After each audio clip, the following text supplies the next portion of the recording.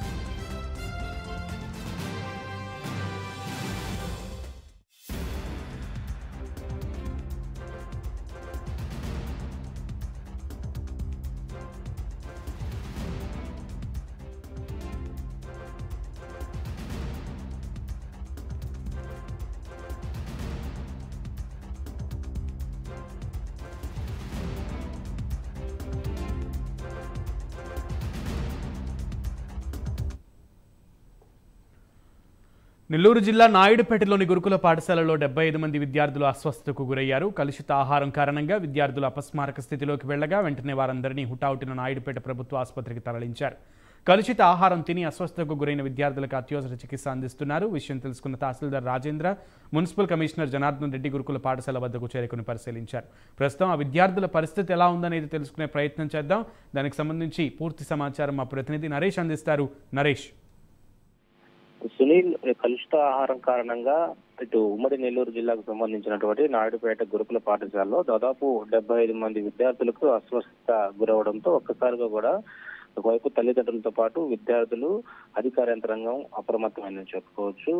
ఈ నేపథ్యంలో హుటాహుటిన నాయుడుపేటకు సంబంధించినటువంటి ప్రభుత్వ ఆసుపత్రికి 75 మంది విద్యార్థులు ఎవరైతే ఫుడ్ పాయిజన్ అయిందో వాళ్ళందరినీ కూడా తీసుకెళ్లడం జరిగింది. ఇక్కడ ప్రధానంగా ఒకసారి మనం చూస్తే ఉమ్మడి నెల్లూరు జిల్లా నాయుడుపేట పట్టణంలో ఉన్నటువంటి ఏ సాగరం వద్ద డాక్టర్ బిఆర్ అంబేద్కర్ యొక్క గురుకుల పాఠశాలలో ఉంది. అయితే ఆ గురుకుల పాఠశాలలో కలుషిత ఆహారం తిని ఆదివారం అర్ధరాత్రి 88 మంది విద్యార్థులు తీవ్ర అస్వస్థతకు గురైనట్టుగా ఇప్పటికే ఉన్నటువంటి అధ్యాపకులు ఉండొచ్చు, అధికారులు కూడా తెలియడం జరిగింది. వాంతులు, విరోచనాలతో తీవ్ర అస్వస్థతకు గురవడంతో 39 మంది విద్యార్థులను మాత్రం నాయుడుపేట ప్రభుత్వ వైద్యశాలకు తరలించారు. మిగిలిన విద్యార్థులు ఎవరైతే ఉంటారో కొంతమందిని గూడూరు ప్రభుత్వ వైద్యశాలకి, మరికొంతమందిని సూలూరుపేట ప్రభుత్వ వైద్యశాలకు తరలించారు. అయితే ఇక్కడ చికిత్స చేస్తున్నారు. ఎవరికి ఎలాంటి ఇబ్బంది అయితే వాతావరణం అయితే లేదు.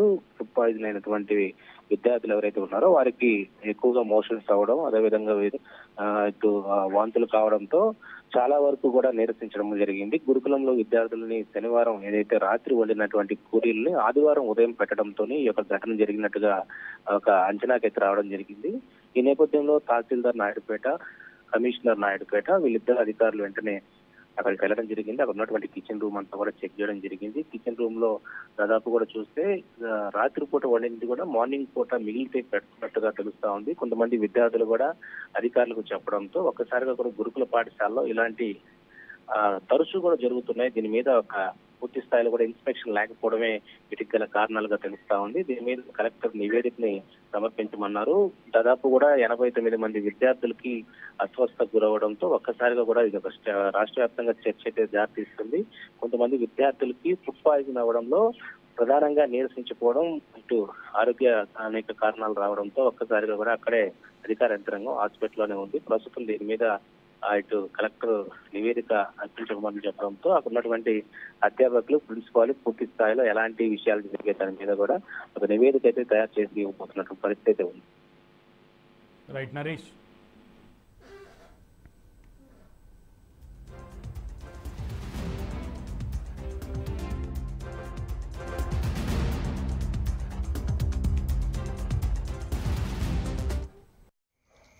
నమస్కారం అండి. నేను తహసీల్దార్ నాయుడుపేట గురుకుల పాఠశాలలో ఇక్కడ నైట్ నిన్న అంటే 14వ తారీఖున ఫుడ్ వల్ల కొంత ఇబ్బంది జరిగిందని మాకు రాత్రి 11 గంటలకు సమాచారం చేరింది. సమాచారం చేరిన వెంటనే మా అధికారులందరూ ఇక్కడికి వచ్చేసాము. అంటే వామిటింగ్స్ అవుతున్నాయని హాస్టల్ వాళ్ళు ఇక్కడ ఫోన్ చేసి చెప్పున్నారు. వెంటనే డాక్టర్ గారు, మున్సిపల్ కమిషనర్ గారు, మా తహసీల్దారు, ఆఫీస్ స్టాఫ్, సెక్రటరీ అందరూ వచ్చేసి చూసాము. చూస్తే పిల్లలకి వామిటింగ్స్, మోషన్స్ జరుగుతుంది. ఇమీడియట్ గా మన నాయుడుపేట హాస్పిటల్ కి పంపించాం. ఒక 26 మందిని పంపించాం రాత్రి. వాళ్ళు ట్రీట్మెంట్ తీసుకుంటున్నారు. ఇప్పుడైతే బాగానే ఉన్నారు. నిన్న మార్నింగ్ పూరి తిన్నారు పిల్లలంట. పూరీను బంగాళదుంప కూర్మ. మధ్యాహ్నం వచ్చేటప్పటికి చికెన్, గోంగూర పచ్చడి, పెరుగు చారు, సాంబారు, బిర్యానీ ఇవి తిన్నారంట. అది నిన్న సండే అవడం వల్ల పేరెంట్స్ చాలా మంది వచ్చున్నారు. వచ్చి వాళ్ళే ఇంటి దగ్గర నుంచి తీసుకొచ్చిన ఫుడ్ తిన్నారు చాలా మంది పిల్లలు. ఎవరైతే ఇక్కడ ఫుడ్ వండింది తిన్నారో వాళ్ళకి మాత్రం బాగోలేదు. నమస్కారం అండి. నా పేరు జనార్దన్ రెడ్డి. నేను నాయుడుపేట మున్సిపల్ కమిషనర్. నిన్నటి సాయంత్రం 7:30 టైం నుంచి ఇక్కడ డయేరియా రావడం, వామిటింగ్స్, మోషన్స్ జరుగుతున్నట్టుగా హెల్త్ డిపార్ట్మెంట్ కి ఇన్ఫర్మేషన్ ఇవ్వడం జరిగింది. వెంటనే మేము, మా టీము, హెల్త్ డిపార్ట్మెంట్ అందరూ కూడా ఇక్కడికి చేరుకొని water testing plus food samples తీసుకొని టెస్ట్ చేయడం జరిగింది. ఇప్పటికైతే వాటర్ శాంపిల్ అయితే వాటర్ ప్రాబ్లం లేదని వచ్చింది రిపోర్టు. ఫుడ్ శాంపిల్ కూడా ఇంకా రిపోర్ట్ రావాల్సింది. రాత్రి నుంచి మేము ఇక్కడే అన్ని విషయాలు పర్యవేక్షిస్తూ అన్ని అంబులెన్స్లు తీసుకొచ్చి గూడూరు, తుళ్ళూరుపేట, నాయుడుపేట 3 హాస్పిటల్లో ఎమర్జెన్సీగా మనకి ఎట్లయితే ఇబ్బంది అయిందో పిల్లలు తీసుకొచ్చి అడ్మిట్ చేయడం, కావాల్సిన ట్రీట్మెంట్ అంతా ఇవ్వడం జరిగింది. ఇప్పుడు ఫోన్ చేశారు, చేసి విధంగా అక్కడ వాచ్మెన్ ఫోన్ చేశారు సార్. కనీసం వాళ్ళు ప్రిన్సిపాల్ గానీ వాళ్ళ సంబంధించిన హౌస్ మాస్టర్ ఎవరు కనీసం రెస్పాండ్ అవ్వాల. ఒక్కసారి అయితే ఉన్నాడు.